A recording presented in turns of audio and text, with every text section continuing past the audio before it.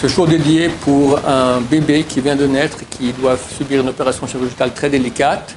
Le Tinok Ben Johanna Lucien Khanam, qu'il réussisse très bien son opération, qu'il soit complètement guéri, sans aucun problème pour toute sa vie. Amen, amen. Dans le cadre d'une autre rubrique, les joyaux de Parasha, Parasha de Vaïgash. Donc, je vous rappelle un peu, on a fini Miketz, qu'est-ce qui se passe? Yosef est le vice-roi d'Égypte. Ses frères ne savent pas que c'est lui, que c'est Yosef. Et il a demandé à voir Binyamin, son seul frère, de la même mère. Et les frères sont venus avec Binyamin et l'ont montré à Yosef. Ils sont tous très contents, ils boivent ensemble, etc. Et Yosef, il tape sur il a une coupe. Et il leur dit, ok, vous asseyez-toi en premier, Rouven. Je leur dis, chacun d'après l'ordre de leur naissance, d'après les mères. Ils sont super épatés de voir comment cette coupe-là, cette coupe spéciale, elle sait tout, d'accord? Bon, après, ils mangent, ils boivent, et le lendemain matin, ils partent. Yosef dit à son intendant, tu vas maintenant, tu remets l'argent de chacun dans le sac, et tu mets ma coupe dans le sac de Binyamin, le plus petit. Et ainsi dit, ainsi fait. Les frères commencent à quitter l'Égypte, ils ne sont pas trop loin, l'intendant court derrière eux, et leur dit, pourquoi vous avez shilamtem ra'at tova? Pourquoi est-ce que vous payez du mal à la place du bien? Mon maître, il vous a donné à manger, il vous a donné énormément Yosef lui a dit l'intendant, tu mets dans les sacs le maximum qu'on peut mettre, d'accord, de nourriture. Vous étiez les invités spéciaux, etc. chez lui, comme ça vous volez la coupe de mon maître. Il dit, mais c'est shalom, à Dieu ne pèse, comment? Celui chez qui tu t'ouvras la coupe, eh bien, il mourra, et nous serons tous les esclaves de ton maître. Alors, l'intendant dit, non, pas besoin de ni le tuer, ni que vous soyez esclave. Celui chez qui je trouve la coupe, lui sera mon esclave. Bon, il fait comme s'il n'est pas au courant, il commence par le plus grand, il finit chez le plus petit, Binyamin, tac, il découvre la coupe. Tous, ils déchirent leurs habits, il dit, bon, on va tous être esclaves de ton maître. Il dit, non, je veux dire que seulement lui. Ils repartent en Égypte, et là, Yehuda, c'est le début de notre paracha, il vient et il parle très durement avec Yosef. Il dit dans le texte, Alecha rapecha, ne te mets pas en colère. De là, dit Rashi, de là, on voit qu'il a parlé durement à Yosef. Avant de continuer ce que je veux dire, déjà, il faut comprendre pourquoi est-ce qu'ils sont revenus. Et pourquoi Yosef, il a mis la coupe dans le sac. Alors la coupe, la réponse est très simple. Tu as mis de l'argent. Alors un voleur qui a volé, il doit rendre, ou bien on peut lui faire rendre la somme d'argent, le double, le triple, le 10 fois plus, 100 fois plus. L'argent, on peut rendre de l'argent. Mais une coupe magique, que quand on tape, toc, et te dit à chacun qui est l'aîné après, etc., ça n'a pas de prix. Donc Yosef va lui mettre une chose qui va légitimer, qui va dire, moi je garde Binyamin en esclavage, il reste mon esclave à perpète, et vous pouvez rentrer maintenant chez votre père. Ça, c'est pour la coupe. La question se pose pourquoi eux, ils reviennent. Ils étaient 11 frères, très très forts, très très puissants. On verra après qu'il y a une bagarre terrible entre les deux. Ils savent qu'ils n'ont pas volé. Ou même s'ils ont volé, après on découvre Binyamin, ok, tiens, on reprend la coupe, on s'excuse, bye, et on part. Ils reviennent en Égypte. Pourquoi? S'il y avait un otage, comme la première fois, Shimon, d'accord, je comprends que tu reviennes, mais là, il n'y a rien du tout. Écoute, on s'excuse, on est vraiment embêté, on va faire une bonne correction à ce Binyamin-là. Pourquoi est-ce que tu as volé la coupe? Vous avez raison, très bien qu'il est revenu, je suis très content que tu nous as attrapés maintenant et pas quand on serait déjà arrivé en Israël. Nos excuses, voici la coupe, bye. Comme des gentils garçons, ils reviennent en Égypte, chez Yosef, ils se mettent par terre et ils se mettent à pleurer, déchirer, on est désolé, etc. Pourquoi? Je n'ai pas vu le commentaire là-dessus. Mais le langage que dit l'intendant est très intéressant. Il dit, pourquoi est-ce que vous avez payé du mal par rapport au bien qu'on vous a fait? J'ai pensé que pour les fils de Yaakov, c'est inconcevable de ne pas les expliquer devant Yosef. Quoi? Nous, on est représentants de la famille de Yaakov. d'Hachem. On est serviteurs Yudke Vavke, non ineffable, d'Hachem, du vrai Hachem. Que nous, on soit accusés à tort qu'on a rendu du mal par rapport au bien, la reconnaissance du bien. Il faut savoir que chez les grands de Torah, de tout temps, la reconnaissance du bien, c'était une mida, une qualité, peut-être la top, la plus importante. Savoir toujours rendre le bien pour le bien. Et plus que ce qu'on a reçu. Bezrat Hachem. Et là, ils ont reçu. Et quoi, maintenant, on les accuse d'avoir volé? C'est inconcevable. Donc, ils reviennent comme des tatalais, comme on dit très gentiment, comme des petits chiens, d'accord? Merci de parler comme ça sur les shvatim. Avec très très gentiment, ils reviennent pour s'expliquer avec Yosef. Et là, comme je dis, il parle très durement. Yehuda va et commence à... Attention, je vais m'énerver, je peux te tuer, toi, qui attaque et tuer comme Pharaon. D'accord? Il y a plusieurs explications que donne Rachid là-bas. Entre autres, si tu continues, je te tue, toi et Pharaon, toi et ton maître. D'accord? Et le Midrash raconte qu'il y a une bagarre terrible. Chacun a hurlé, il paraît que tous les soldats d'Égypte, leurs dents sont tombées, rien que du hurlement de Yehuda. Et le fils de Yosef a donné, lui aussi, il a tapé par terre comme ça, tout le palais a commencé à trembler. Donc ils ont montré qu'ils étaient les deux extrêmement forts. On était vraiment un débat terrible. Je ne comprends pas, il y a quelques minutes, vous étiez tout gentils. Vous revenez, comme je dis, tout obéissant comme des moutons, pas comme des chiens, excusez-moi. Comme des moutons, vous revenez chez Yosef. Maintenant, vous commencez à crier. Qu'est-ce qui s'est passé? Entre notre paracha qu'on a fait la semaine passée, Miket, où ils reviennent tous gentiment, et là, tout à coup, il se met à crier, terrible, attention. Qu'est-ce qui s'est passé? Qu'est-ce qui s'est passé? La réponse, elle est très très simple. Les fils de Yaakov étaient des grands sages, des grands tzadikim. Ils savaient qu'il y avait un problème. Ils ont vendu Yosef. Ils ont vu toute la douleur de leur père Yaakov qui n'arrivait pas à se consoler. Ils ont compris.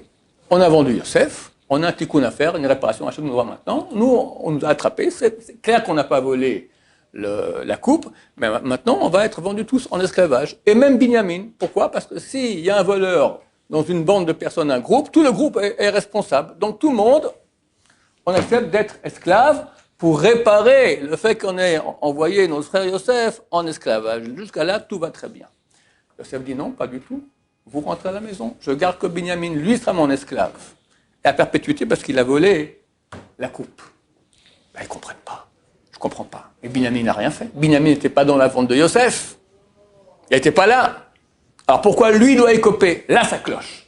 Tant qu'on comprend que nous, on doit être envoyé en esclavage, ça va, réparation, tikkun, on accepte. Que nous, on soit tous ensemble avec Binyamin, ça passe encore parce qu'on est un groupe ensemble, un voleur dans un groupe, alors tout le monde est responsable. Binyamin tout seul, lui reste esclave et nous pas, ça ne marche pas du tout. Et là, ils se sont énervés. Et Yehuda, regardez à quel point Yehuda s'implique. Yehuda, c'était en fait le grand responsable. Rouven a dit, ne le tuons pas, jetons-le dans le trou. Shimon et Lévi, c'est vrai que ce sont des frères aînés, mais le roi, celui qui était censé être le roi du peuple d'Israël plus tard, sera Yehuda, la descendance vient de Yehuda, c'était le grand chef là-bas.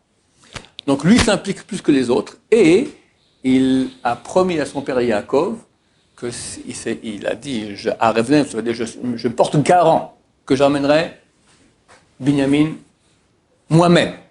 Et sinon, que je sois excommunié de deux mondes. Rachid explique là-bas dans son langage que je sois excommunié des deux mondes. Et de ce monde, et de l'Olam Haba. Je perds l'Olam Haba. Donc il a super intérêt maintenant à arranger la chose. Mais qu'est-ce qu'il dit? Le Shach HaKadosh dit une chose très très nouvelle, il dit comme ça. Il y avait deux problèmes, Yehuda. Un, si je ne ramène pas Binyamin, je perds Olam Hazé, Olam Haba. Et deuxièmement, si je ne ramène pas Binyamin, mon père va être inconsolable. Il risque même de mourir de cela. Et il décide, entre les deux, mon Olam Haba et mon père, je préfère rester moi à la place de Binyamin. Si moi je ne ramène pas Binyamin, ce sera ou Binyamin ou moi. Si je ramène Binyamin, fantastique, moi je ne peux pas. Si je ne ramène pas Binyamin, c'est fichu. Je perds et au Olam Haba et mon père il va mourir. La seule solution c'est que moi je reste en Égypte. Comme ça mon père sera consolé parce que Binyamin reviendra, mais je perdrai mon Olam Haba. Parce que comme c'est un chidouche de Shach HaKadosh, il dit qu'il s'est engagé à ce que lui il ramène Yosef, il ramène Binyamin. Et vu que lui ne ramène pas Binyamin, Binyamin revient tout seul, lui, Yehuda, perd les deux mondes. Il est prêt à perdre les deux mondes pour que son père soit consolé. Bon, l'histoire elle est connue. À la fin, les deux s'énervent très fort et Yosef leur dévoile qu'il est Yosef. Mais qu'est-ce qui s'est passé? Qu'est-ce qui s'est passé ici? Et je crois que l'enseignement qu'il y a ici, c'est un enseignement qui est valable pour nous tous, toute l'humanité, comprendre comment Hachem gère son monde et comment on doit réagir à tout ce qui nous arrive. Rien ne peut m'arriver si ce n'est que Hachem l'a voulu. Même si quelqu'un me fait du mal, et les responsables lui-même avaient le choix de me faire du mal ou pas, et décide de me faire du mal, on ne va pas dire à moi, on va dire à quelqu'un d'autre, d'accord? On a Rouven et Shimon. Rouven fait du mal à Shimon. Rouven avait le choix de faire du mal à Shimon ou de ne pas lui faire du mal. Dans sa méchanceté, Rouven fait du mal de façon volontaire, méchante, coupable contre Shimon. Rouven est coupable. Shimon peut penser, Rouven c'est une ordure. T'as raison. Je vais le haïr. Je vais me venger. Interdit. Pourquoi? Parce que bien que Rouven, dans son libre arbitre, de façon méchante, a fait du mal à Shimon, après tout, il est impossible que Shimon subisse quoi que ce soit comme souffrance, soit directement de Dieu, soit par le biais d'un autre comme Rouven, si Dieu n'a pas voulu. Ça provient de Dieu. Donc, les frères, quand ils comprennent qu'ils devraient partir maintenant en Égypte, ils ont compris tout de suite, c'est le tikkun, réparation. Quand ils ont vu que Binyamin, là, ça clochait, que lui doit rester et eux pas, là, ils se sont énervés. Et pour finir, en fait, c'est clair que tout cela a été voulu par Hachem et par Yosef. Qu'est-ce qu'il a gagné, Yosef, par cela? Qu'est-ce que Hachem, il a gagné? Eux, ils ont vendu un des frères, et à cause de cela, maintenant, leur père était dans une douleur terrible pendant des années et des années. La seule façon de réparer, c'est que Yehuda, qui était le grand responsable de toute cette vente-là, que lui s'implique au point de dire « Je suis prêt à perdre les deux mondes pour que mon père ne soit pas en douleur, pour qu'il soit consolé et que Binyamin revienne. » En faisant cela, Yehuda a réparé la vente de Yosef. Lui n'a pas compris tout ça. Yosef, lui, oui. Yosef, il a fait tout ça justement pour voir à quel point. Yosef voulait leur bien, ce sont ses frères. Il a aussi rêvé de cela. Donc, il a dit, je garde Binyamin pour voir est-ce que maintenant les frères vont s'impliquer et combien ils vont s'impliquer. Par cela, s'ils sont prêts à s'impliquer à un point tel, ils font la réparation de sa propre vente de lui-même. D'accord? Dans notre vie aussi. Il y a des gens qui ou ne comprennent pas, ou pire, se révoltent contre Hachem. Pourquoi ça m'arrive? Qu'est-ce que j'ai fait? Ils n'ont pas compris comment ça se passe. Jamais Hachem fait une chose qui est mauvaise. C'est impossible. Tout ce qu'il fait est bon, et c'est même faux de dire que c'est bon. C'est absolument bon. Absolument, ça veut dire c'est le top, il n'y a pas mieux. C'est impossible que Hachem fasse une chose qui ne soit pas 100%, ou s'il peut faire 1000%, le top du bien. Si c'est 99,99999%, c'est pas Hachem. Parce qu'Hachem ne peut pas faire une chose qui n'est pas totalement et absolument dans le bien. C'est impossible. Impossible. Ah, moi je souffre, et j'ai des problèmes, et je vois ci, et je vois ça, et je ne comprends pas. Mon cher ami, tu crois qu'Hachem il se moque de toi? Hachem il veut que ton bien. Mais, tu as des choses à faire. Tu as un job pour lequel tu es venu sur terre. On est né tordu. Hachem aurait pu nous créer parfaits comme des anges, on serait restés des gens, on serait restés dans le paradis, etc. Mais on n'aurait pas eu l'être. Hachem a voulu qu'on nous-mêmes on se construise. Alors il nous crée à l'état brutal, plein de défauts, plein de problèmes, plein de choses à, je ne vais pas dire réparer, mais à arranger, à se parfaire. Et il va m'aider. C'est mon grand entraîneur, d'accord? Il me met tac, tac, il me dirige. Et quand je vais dans la mauvaise direction, paf, paf. Je dis bien paf, parce que des fois c'est des gifles, des fois c'est des signes, mais très souvent, on ne comprend pas un signe, 2 signes, 10 signes, 100 signes. Ça devient une gifle, une grande gifle. Et là, tu ne comprends pas qu'est-ce qui se passe. Tu commences à aider. Alors, il y en a qui se révoltent et continuent, persistent dans l'erreur. Et Hachem continue. Hachem est plus fort. Il y en a qui, toute leur vie, persistent dans l'erreur, continuent, ils ne comprennent pas pourquoi ça ne va pas. Il faut recevoir avec abnégation tout ce qui nous arrive, savoir que tout provient d'Hachem. Pour notre bien, si on est au niveau même recevoir ça avec joie, c'est un niveau de grand tzadikim. En tout cas, avec abnégation, et voir qu'est-ce que je peux arranger chez moi, pourquoi ça m'arrive. Pas toujours on peut voir pourquoi ça m'arrive, mais en tout cas, d'habitude, le travail en gros, il est s'écraser, accepter, lever les yeux vers Hachem, prier Hachem, accepter la direction qu'Hachem a choisie pour moi. Si tu vas dans ce sens-là, forcément, ça ira mieux.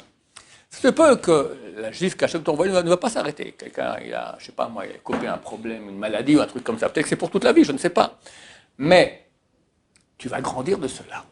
Plus de te révolter, et de rouspéter, et de ne pas comprendre, et des fois même de la haine pour Hachem, à Dieu ne plaise. Là, tu es complètement dans le tordu. Il y en a qui acceptent, et continuent à prier, et ils espèrent, et ça ne vient pas, mais grandit. Le fait d'être confronté à l'épreuve, ça te grandit, ça te grandit, ça te grandit, ça te grandit. Tu deviens quelqu'un, ce que Hachem a voulu, quelqu'un de grand, quelqu'un de spirituellement énorme. Ce monde, il passe comme ça, clic-clac. Après, tu es dans l'éternité. Si tu continues à persister à aller dans ton erreur et pas accepter ce qu'Hachem a voulu pour toi, tu peux que tu reviendras en Gilgoul, tu es en réincarnation. Hachem est le plus fort que toi. Tu crois que tu vas l'avoir à lui. Qui est le plus fort dans le jeu? C'est lui, c'est clair. Alors, accepte, va dans le sens, tu pourras que grandir en acceptant et en remerciant Hachem et en allant, en priant Hachem. D'abord, tu as de fortes chances que l'épreuve s'arrête. Parce que Hachem voit qu'il a compris, ok, c'est bon, ça suffit.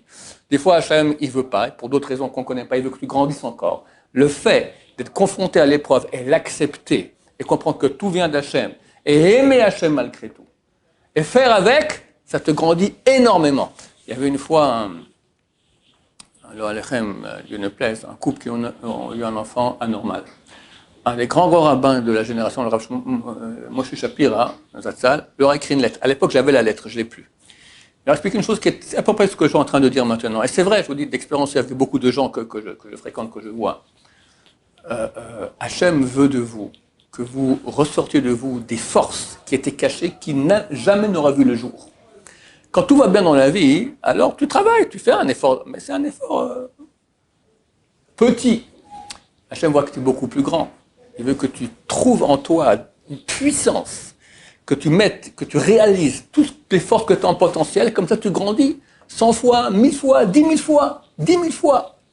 Je vous dis des gens que je connais qui ont eu des épreuves de ce genre-là ou d'autres, mais ils sont devenus grands, admirables.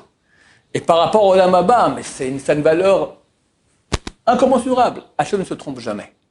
Donc ce qu'on apprend de cette paracha-là, tout ce grand tikkun qu'ont fait les frères et Yehuda, c'était justement pour réparer cela, et nous aussi dans nos vies, on est là. Si on a fait des péchés pour réparer, sinon pour grandir, d'accord? C'est pas forcément que tu es en train de réparer un péché d'un gigoul passé, pas forcément. Mais chacun est né à l'état brut, pas parfait, il a un travail énorme à faire pour se parfaire. Et Hachem, le grand entraîneur, et on sait que tout ce qu'il fait est le mieux, absolument mieux qu'il puisse y avoir. Baruch Adonai, Olam, Amen, Amen.